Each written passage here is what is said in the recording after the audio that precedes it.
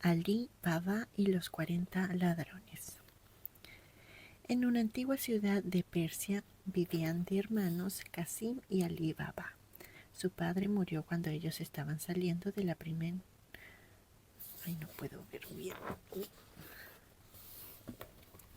Ahora sí. Alí Baba y los 40 ladrones.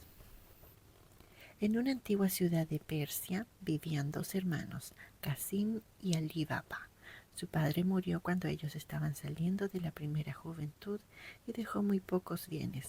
Qasim, el mayor, entró en relaciones con una viuda rica y transcurridos algunos meses se casó con ella. Con el dinero de la viuda abrió una tienda y, puesto que era hábil y los tiempos de escasez le habían despertado el entendimiento, vio prosperar su comercio muy deprisa, tanto que al cabo de unos años pudo llamarse rico. Alí Baba también se casó, pero tuvo menos suerte. Se puso al servicio de un leñador, por lo que se pasaba la mayor parte del día en el bosque, hacha en mano, cortando y cortando. Hecha una buena provisión, se iba de vuelta a la ciudad transportando sus haces de leña en los 3 asnos que pertenecían a su amo.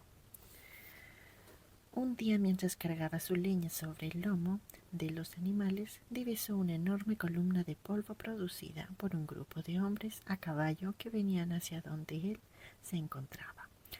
Temeroso de un mal encuentro, Alí Baba escondió el hacha, trepó a un árbol muy frondoso y se ocultó lo mejor que pudo entre el follaje, dejando que pasaran sin verlo. Los hombres se detuvieron y se apearon.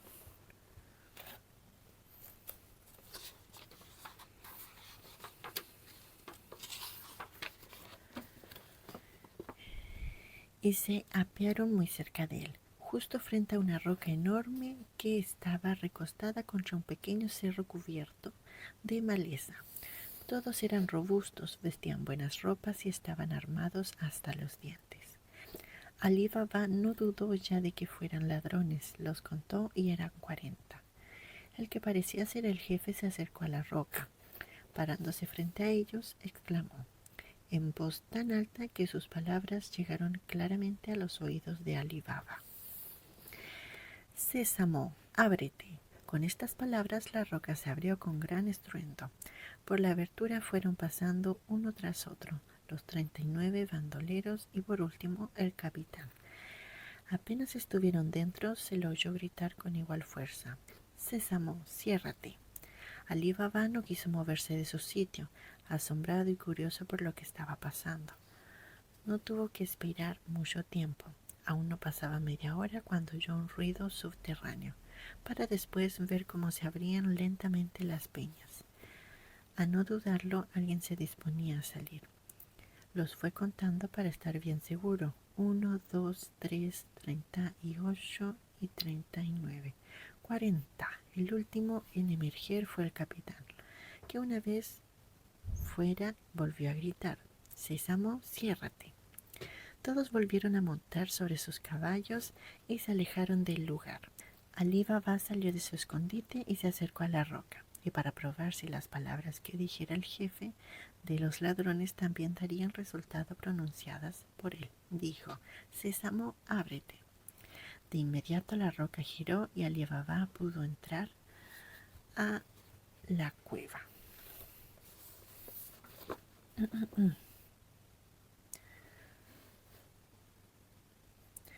¡Oh, maravilla! No se encontraba en una gruta lóbrega y oscura, como pensó, sino en una sala bien iluminada. Ricas alfombras, soberbios tapices, bellos muebles, armas, joyas y toda clase de riquezas se acumulaban en el recinto.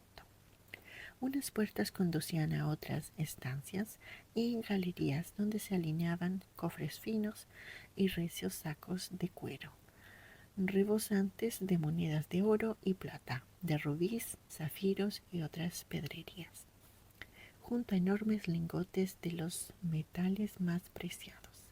Alí Baba se quedó con la boca abierta, como hombre piadoso que era. Pensó que Alá premiaba de aquella manera su constancia y tesón en el trabajo. Sin perder tiempo salió en busca de sus asnos, los reunió a la entrada de la caverna y los cargó con todo lo que pudiesen llevar, eligiendo entre aquellas riquezas lo que más le convenía, el oro y la plata acuñadas en relucientes dinares, tomanes, tequíes, piastras, escudos y libras. Tapó el precioso cargamento con ramas del bosque para que nadie en el camino se percatara y pronunció en alta voz: «Sésamo, ciérrate», y la roca volvió a tapar la puerta de la cueva.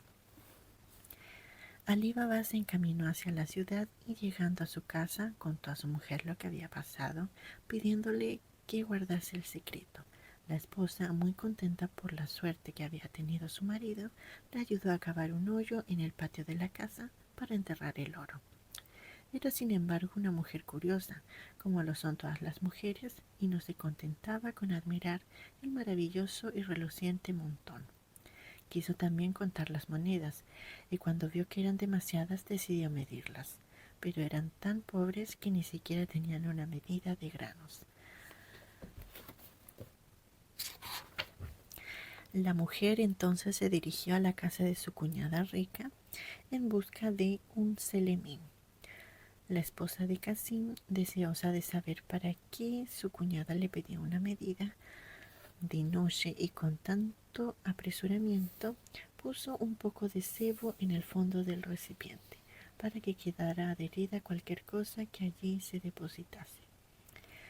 De vuelta a casa, la mujer de Alí Baba comenzó a vaciar una tras otra las medidas. Echaba el contenido en el hoyo que el leñador había abierto en el suelo de la cocina, y para contarlas a cada medida que vaciaba, hacía con un tizón una raya en la pared. Devolvió la medida temprano al otro día, sin percatarse de que en el sebo del fondo iba pegado un dinar de oro. Apenas se hubo ido, su cuñada descubrió la moneda, y cuando Casim llegó esa noche a su casa, le contó lo que había pasado, diciéndole: «Casim, tú te crees rico, pero te engañas. Alí Baba lo es mucho más que tú. No cuenta el dinero como nosotros. Lo mide en recipientes», y le enseñó la moneda de oro. Esto despertó la envidia de Casim, quien fue a ver a su hermano en la mañana siguiente y le explicó lo que él y su mujer habían descubierto. Alí Baba no pudo ocultar ya nada y le confesó lo que le había pasado. Además de roca, los hermanos acordaron ir ambos a la caverna en 8 días más, con numerosas bestias de cargas. Casim, sin embargo, resolvió para sus adentros no esperar a Alí Baba y salió, pues él solo, esa misma madrugada, con 10 burros cargados con grandes cofres. Tomó el camino que le había indicado su hermano y no tardó en encontrar la roca que tapaba la cueva. Acercando sus mulos a la parte en que debía estar la entrada, Casim gritó: «Sésamo, ábrete». La roca dejó al descubierto la entrada de la cueva y una vez que Casim entró, se volvió a cerrar. Deslumbrando, Casim empezó a revolverlo todo, como si súbitamente hubiera enloquecido. Todo se lo quería llevar. Tantas riquezas acumuló para cargar sus mulos que el sudor le corría por la frente. En su ansiedad perdió por completo la noción del tiempo, y cuando ya tenía llenos los cofres y solo le faltaba salir de la cueva, cargarlos en sus animales y emprender el regreso, se dio cuenta de que había olvidado por completo cuál era la palabra mágica que lograba abrir y cerrar el lugar. Con la fatiga y el atolondramiento, no lograba recordar cuál era el grano cuyo mágico nombre tenía de virtud de mover la roca. Angustiado, se puso a gritar frente a la puerta: «Centeno, ábrete, mijo, ábrete, arroz, ábrete, trigo, ábrete, centeno, ábrete». Repetía, se confundía, sudaba y desfallecía de angustia sin que la memoria acudiese en su ayuda, pero de nada le valió. La roca seguía quieta. Cerca de la medianoche volvieron los ladrones y vieron los burros de Casim a la entrada de la cueva, cargados con los cofres, inquietos por este hecho extraño.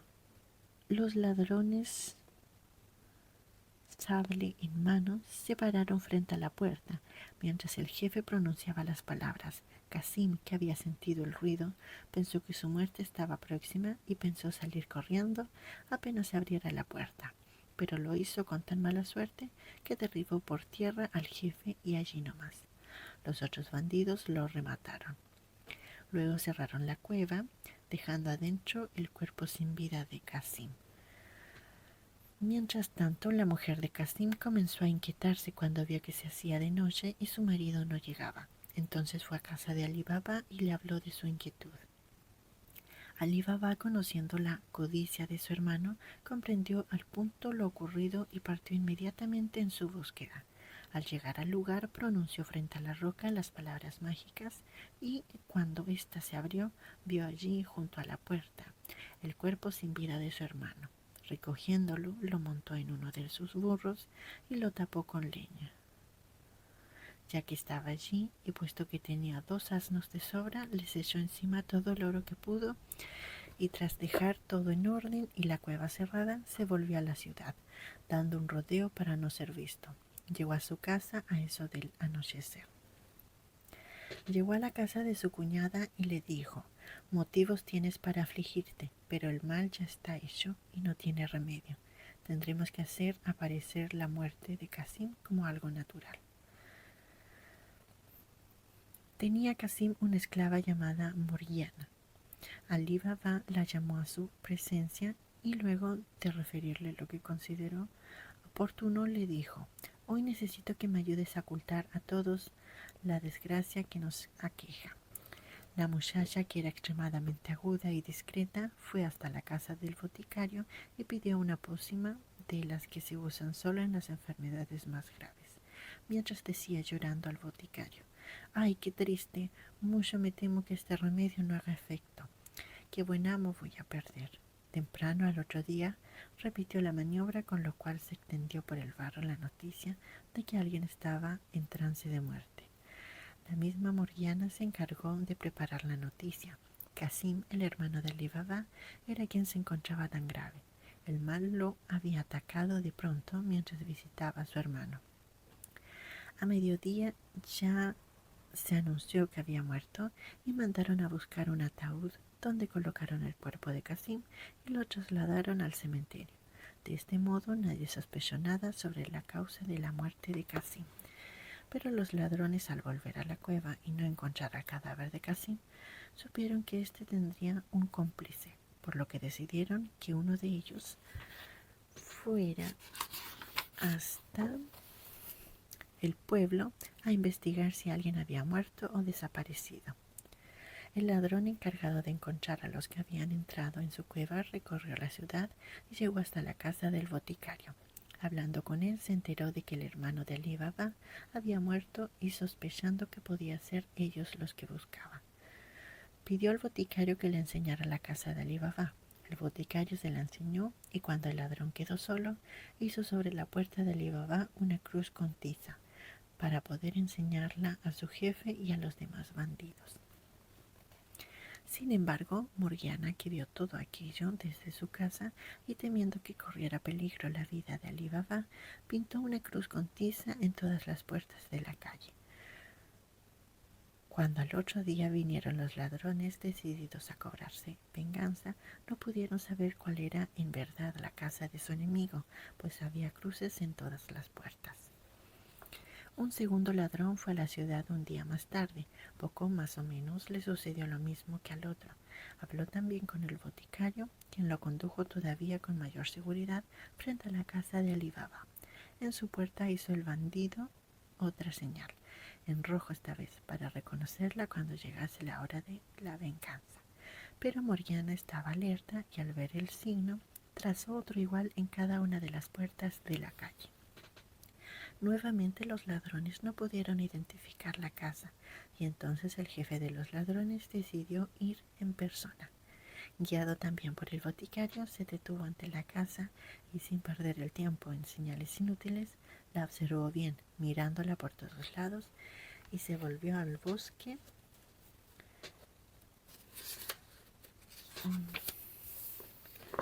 para preparar el castigo.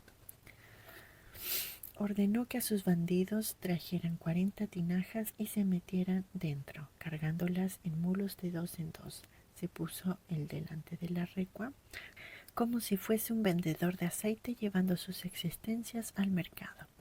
Al caer la tarde, pasó, como lo habían planeado, delante de la casa de Ali Baba. Al llegar, pidió hablar con el dueño de casa y una vez que se hubo presentado, le dijo: Señor, desde muy lejos traigo estas tinajas de aceite para venderlas mañanas en el mercado, y a estas horas no sé dónde hospedarme. Os ruego que me hagáis el favor de dejarme hospedar en vuestra casa. Ali Baba, hospitalario como buen musulmán, y creyendo que el viajero era realmente un mercader de aceite, le dijo: Bienvenidos sois, podéis pasar la noche aquí. Y llamó a Morgiana, quien estaba a sus órdenes desde la muerte de su hermano, para que dispusiese la cena y una cama para el huésped. Cuando Ali Baba se retiró, el jefe de los bandidos salió al patio donde habían quedado las tinajas y fue desde la primera a la última diciendo: Cuando yo tire piedrecitas desde el cuarto que me han dado, saldréis de las tinajas. Cuando todos se fueron a dormir, Morgiana, que aún trajinaba en la cocina, se quedó de repente a oscuras, pues en el cantil se había consumido todo el aceite. No había más aceite ni velas en la casa, por lo que a Morgiana se le ocurrió tomar la jarra de aceite y bajar a buscar un poco de las tinajas que había dejado allí el falso mercader. Cuando se acercaba a una de ellas, sintió una voz que venía de su interior que preguntaba: ¿Es ya la hora? Entonces se dio cuenta de que algo malo pasaba y que su amo y la familia corrían peligro. Contestó a la voz: Todavía no, pero pronto será. Así recorrió todas las tinajas contentando lo mismo. Y se dio cuenta de cuántos bandidos habían entrado a la casa escondidos en las tinajas. Eran 39 y la última tinaja era la única que contenía aceite. Morgiana tomó una enorme caldera y la llenó con el aceite de la última tinaja y la puso al fuego. Cuando el aceite comenzó a hervir, lo fue arrojando dentro de cada tinaja. Una vez terminada esta operación, fue a la cocina, apagó la lámpara y se fue a dormir. Una hora más tarde, el jefe de los ladrones salió sigilosamente de su cuarto y arrojó una piedra a la tinaja más próxima. Naturalmente no obtuvo respuesta. Repetido en vano el intento y temeroso de algún percance, bajó al patio en busca de sus hombres. Bajó al patio y acercándose a la primera tinaja sintió el olor del aceite caliente. En el acto se dio cuenta de que su plan había sido descubierto y forzando una cerradura que daba al jardín, huyó lejos de allí. Al día siguiente Morgiana explicó al asombrado Ali Baba lo que había ocurrido. Te debo la vida, dijo Ali Baba, y para darte una prueba de mi agradecimiento, desde hoy te doy la libertad y 10.000 sequíes. El jefe de los ladrones, mientras tanto, había ideado otra manera de entrar a casa de Ali Baba, tomando el nombre de Cogia Usan, y disfrazado de comerciante de finísimas telas, se presentó nuevamente. Ali Baba ordenó a Morgiana que preparase una rica cena para el distinguido señor, pero la fiel esclava reconoció casi en el acto al jefe de los ladrones y observándolo atentamente notó que llevaba un puñal escondido debajo de sus vestiduras.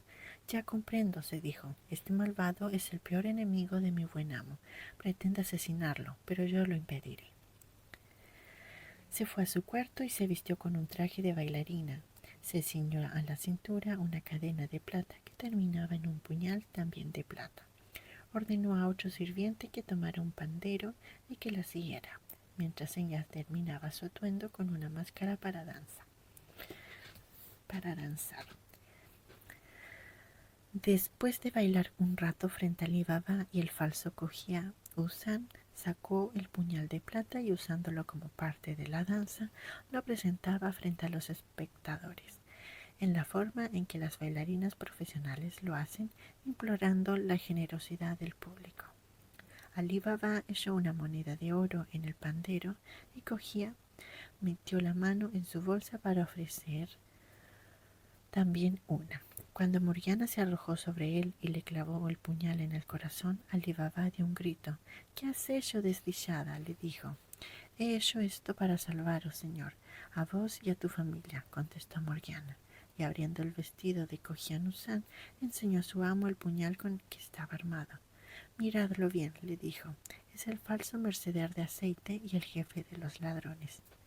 Lo reconocí enseguida. Ali Baba abrazó a Morgiana y le dijo: —Te di la libertad, ahora te casarás con mi hijo. Pocos días después se celebraron las bodas de Morgiana con el hijo de Ali Baba. Este no volvió por la cueva de los ladrones por mucho tiempo. Al cabo de un año invitó a su hijo y los dos montaron a caballo y se acercaron al peñasco. Ali Baba dijo: —Sésamo, ábrete. Y la roca giró. Entraron los dos y se dieron cuenta de que nadie había regresado por allí desde que murieron los ladrones. Ali Baba y su hijo llenaron sus maletas de oro y las cargaron en sus caballos para regresar a la ciudad. Desde entonces vivieron con todo esplendor las familias de Ali Baba y su hijo, pero sin confesar a nadie más el secreto de la cueva. Y eso sería en la lectura de Ali Baba y la espléndida Morgiana. Espero te haya gustado y dulces sueños.